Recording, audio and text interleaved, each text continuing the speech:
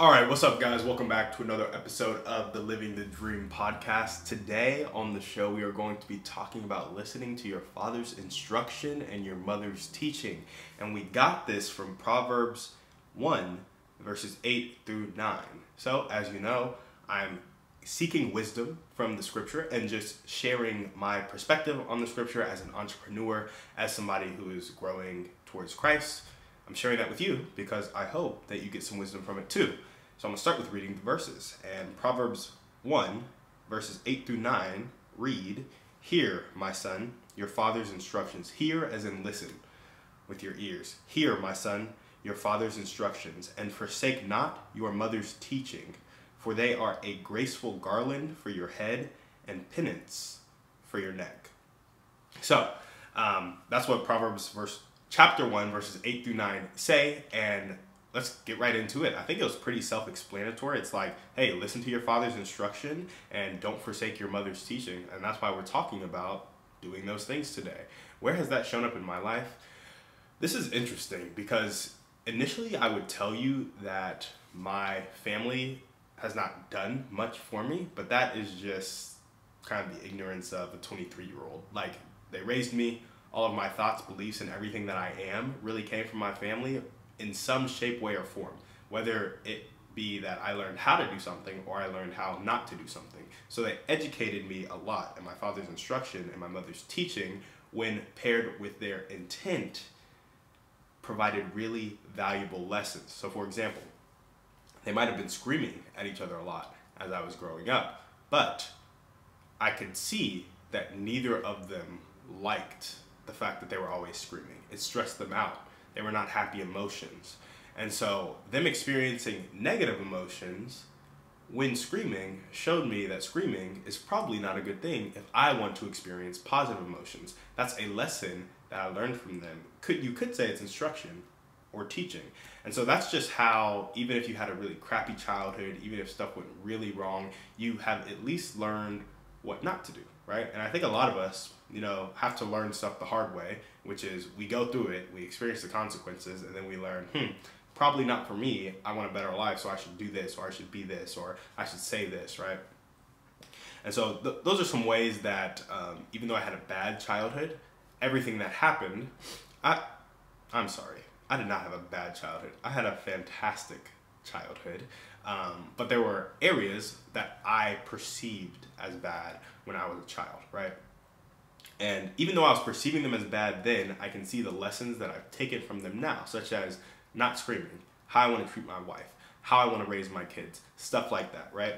So, where else has it shown up in my life? In addition to the parents always screaming at each other, I've learned that I don't really want to scream. I want to have direct conversations. I want to handle my wealth differently because they didn't handle their wealth how they needed to in order to be set up for right now, right? My mom told me to get into real estate. And she told me to get into real estate because she was like, look at what wealthy people are doing and do that, which is great advice. That advice is like the root of success. Look at what successful people are doing and do that, because success leaves clues. Look at how they're thinking. Look at how they're feeling. Look at how they're acting. Look at the results they're getting, and look at their core beliefs. Apply all that to your life and you will probably replicate the success. She told me that when I was like 15, 16. I ignored her then. When I was 18 and I really got serious about trying to learn how to build wealth, I started learning about real estate because I was like, if a lot of people got rich doing it, I can too, right? So not only did I learn what not to do, but they also pointed me towards the right direction. And they didn't have the information, they didn't have the skill set to guide me in the real estate space, but they had enough to point. And through pointing, through their experience and pouring that into me, now I love real estate, and that's one of the ways I'm going to build wealth and raise the standard of living across the world to middle-class America. So, the third thing I would say is fighting for manifesting what the heart wants. So this is kind of along the lines of learning what not to do. So, when they would commit actions, when they would scream at each other, when they would be stressed about money, when we got kicked out of our house, when they were really struggling, when they were trying to raise 6 kids and I didn't see how stressful that would be or why that would be hard for a person, I was just like, help me, right? When all of that was happening, you could tell that their heart wanted everything to be good. Like they wanted their kids to have a good life. That's why they worked so hard. They wanted their marriage to be good. That's why they stayed together. They wanted things to be good. And maybe that's just me being a naive, optimistic child, but I don't really think it is. I think at everybody's core, we want love, we want to be known, and we want to ultimately exhibit the fruits of the Spirit, right? Love, joy, peace, patience, kindness, goodness, faithfulness, gentleness, and self-control. And I think those are kind of the things that we're called to, and we're also called to the peace of Christ. We're called to be the salt and light of the earth, right? So really big things that we're called to, and I think our soul longs for that. Because of that, when I can match their intent with their reality, I can see that like, oh, they were really trying to bust through to the life that they were called to, but there was something holding them back. Which begs the question, what is that thing? And so that's also where it's shown up in my life, listening to my father's teaching and my father's instruction and my mother's teaching. It's just kind of connecting the dots between what their heart really wanted, what their reality is, and where is that pointing me. Now, where do I want it to show up in my life? I would say they would point to the Bible for answers a lot. My dad was a pastor. My mom was very spiritual. And I just want to grow in using the Bible for answers. I think I try to be very logical. I go to success literature. I go to the Bible when it supports my opinion.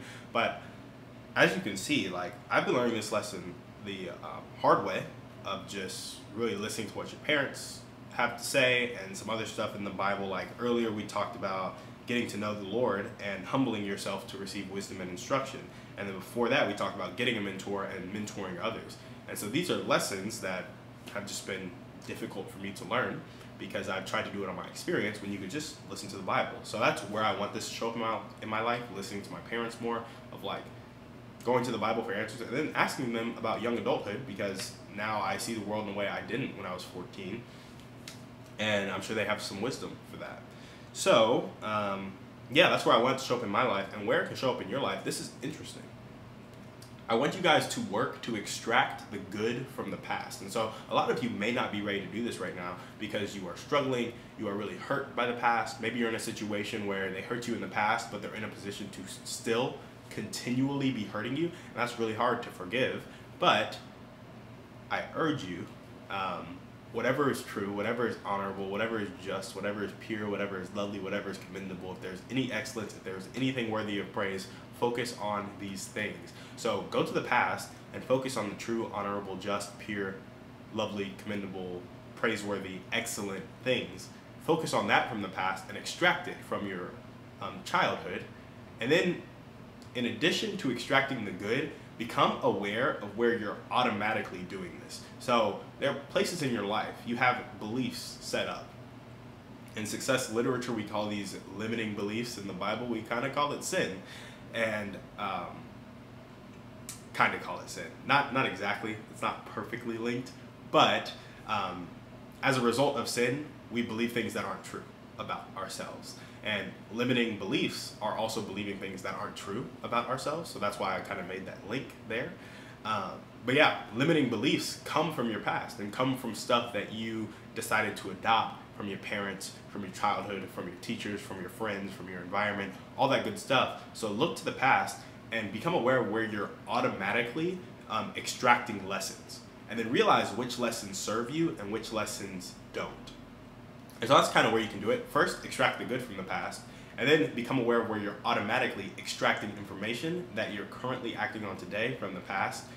Decide what serves you, decide what doesn't, and then get rid of what doesn't and maximize what does. And there you go. That's how I think you guys can apply this to your life. And of course, when I'm talking about this, I'm specifically talking about father's instruction and mother's teaching. I think you can also extract other good things from the past. However, that is the topic of today's podcast. Listening to your parents sometimes. And that sometimes is just to qualify the type of listening. So sometimes you need to listen explicitly, and sometimes you need to listen implicitly, because they're not God. Their word is not holy and sovereign and omnipotent and omnipresent and omniscient. Yep, I think that's what they are. That's not their word.